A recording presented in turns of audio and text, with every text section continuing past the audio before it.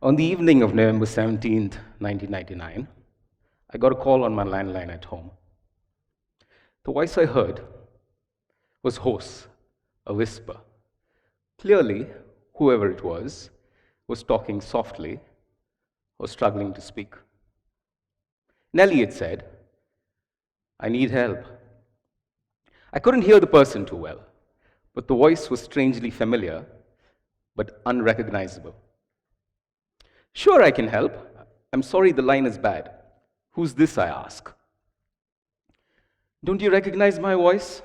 Said the sound from the other side, sounding hurt.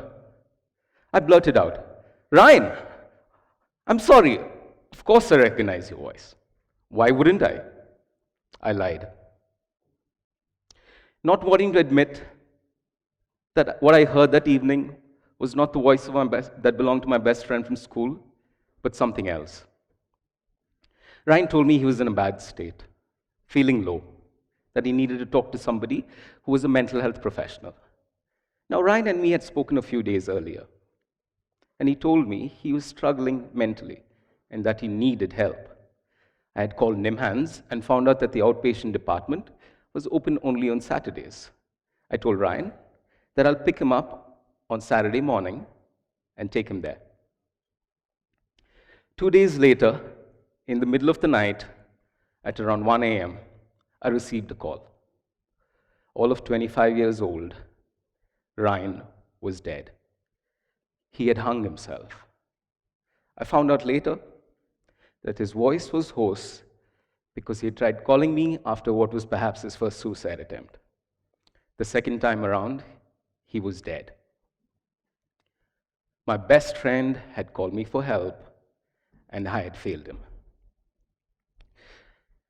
My name is Nelson Vinod Moses. I'm the founder of Suicide Prevention India Foundation, a not-for-profit that is helping create awareness about the serious issue that India is facing with suicide, and fighting this through suicide prevention training, which we hope will help save lives.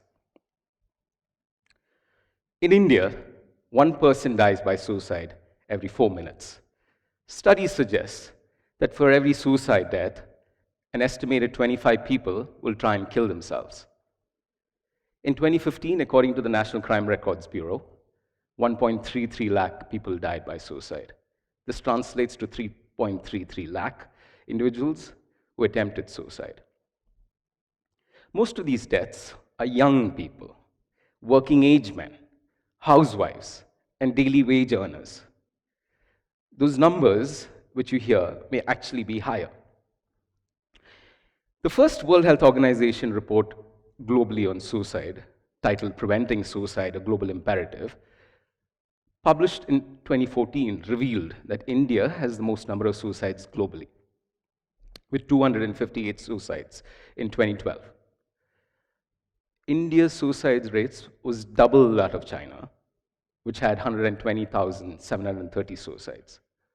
Why does this happen? India does not have a comprehensive suicide prevention response system. Both the government and the mental healthcare system are failing those who need help. There are only 28 countries which have a suicide prevention policy. India is not one of them. Our mental health care system is woeful. We face an 87% shortage in mental health professionals. We have only 3,800 psychiatrists and 898 clinical psychologists. We have less than 50 crisis helplines and perhaps 5 that function 24/7, 365 days of the year. The US has over 150 suicide crisis helplines. Most of those who are contemplating suicide may not get help from a mental health professional or a suicide crisis helpline. There is no one reason for suicides. In developed countries, 90% of those who die by suicide have an underlying mental health issue, like depression, substance abuse, mood and personality disorders, post-traumatic stress disorder, or schizophrenia. In India, that number is between 40 and 60%. Meaning, the reasons for nearly half the suicides are due to psychosocial factors. These can be societal pressures, family-related problems, exam stress, prolonged illness, relationship issues, peer pressure, or poverty. Thanks to the media that focuses on the sensational side of suicide, most of what we know about suicide is maybe wrong. Let me bust some of those myths. If someone talks about suicide, they're not serious, and they won't go through with it. That's one myth I want to bust. Last year, a 24-year-old student jumped off from the 19th floor of a five-star hotel in Mumbai and died. He had posting warning signs on social media and even met his dad before he committed the fatal act. Nobody picked up the signs. Talking about suicide or asking someone who's suicidal will trigger suicide attempts. That is wrong as well. Suicide is a taboo subject, and often people who are feeling suicidal won't discuss it. By asking directly, you give them permission to tell you how they feel. People who have felt suicidal will often say it's a huge relief to be able to talk about what they're experiencing. People who are suicidal want to die. The majority of people who are suicidal do not actually want to die. In one of my favorite TED Talks, Sergeant Kevin Briggs, who patrols the San Francisco Golden Gate Bridge, which is a magnet for suicide, spoke about those who jumped off the bridge and survived. Very few of them do. Mostly if you jump, it's fatal. But those who jumped and survived most of them said, that the second they have leapt, they knew that they'd made a mistake. They wanted to live. Lastly, you're mistaken if a person is serious about killing themselves and there is nothing you can do. Fact is, often, somebody actively suicidal, the feeling is temporary. The psychic stress that they experience will go away after a little while. But what they need is emotional support at the right time. The will to live, even in the darkest of times, is powerful. Most of those who are feeling suicidal will not go on to make an attempt. And even those who do, 9 out of 10 who make a suicide attempt will go on to live full and productive lives. 7 out of 10 who make an attempt will not make a second attempt. There are many famous people who have survived a suicide attempt. Martin Luther King, Princess Diana, Walt Disney, to name a few. President Abraham Lincoln, as a young man, suffered repeated severe depressions. He was suicidal, wrote poetry about it. His friends were concerned, and what did they do? They took away his knives and his pistols because they said, Abe, we don't trust you with that. When Abraham Lincoln became president, he remembered that. So when he was feeling depressed, he just made sure that he had no knives or pistols around him. The massive loss of human life to suicide may appear as mere numbers, but chances are, at some point in your lives, you will encounter someone who is suicidal, whom you care about. Perhaps you might have a personal crisis and might contemplate ending your own life. In the majority of cases, suicide is preventable. Thousands of lives can be saved. And you don't need a trained mental health professional to be there for someone who's down and despondent. All of us, potentially, can help save a life. The World Health Organization states that suicide prevention is everyone's business. The community, that is each one of us, can play a role. It is time to shatter the silence and the stigma around suicide. You can save the life of a friend, fellow student, family member, or colleague by learning and applying evidence-based suicide prevention techniques. You are the first line of defense. All of us can be everyday heroes, and when called to help, all we need is the ability to hear that call and the courage to say yes. There is a suicide prevention program which has been around for close to 30 years that any one of us can take.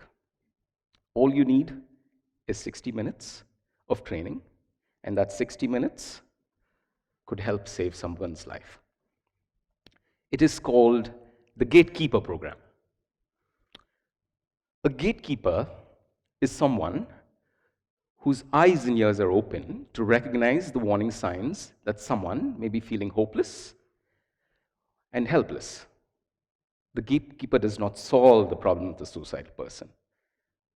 What they do instead is talk to the person, show them they care, let them know that they can get better with help, and persuade them to meet with a mental health professional, and then take them there to get help.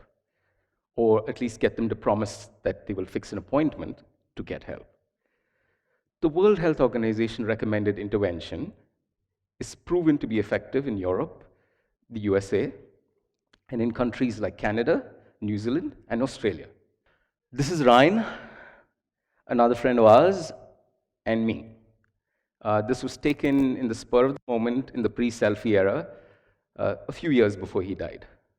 It's one of my favorite photos. It was after a particularly lovely afternoon filled with laughter, good conversation, cheer. We were walking on Church Street when Ryan suddenly decided that we should dash into a photo studio and take this photo. Maybe he knew something that I didn't. I'm glad we took that picture. Ryan was one of the funniest people I knew.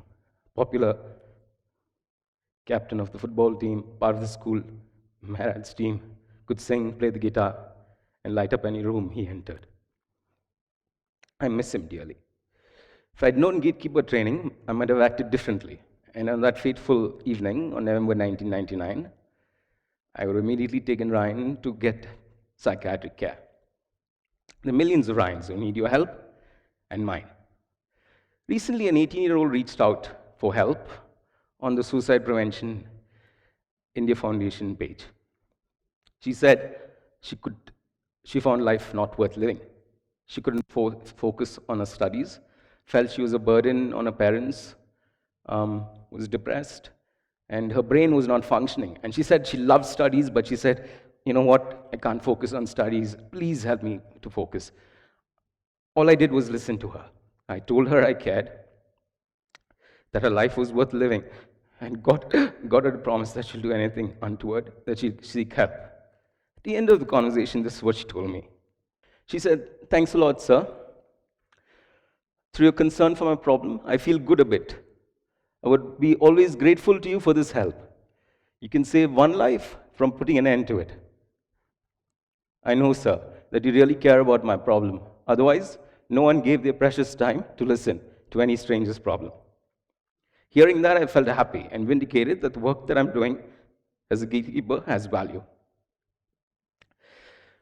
There are less than 1,000 gatekeepers in India. We need hundreds and thousands of them, hundreds of thousands of them. In the US alone, there are millions. If we need to be serious about suicide reduction, we need all of you to become part of this mission, and I welcome you to it. I'm a gatekeeper, and I urge all of you to become one too. Thank you.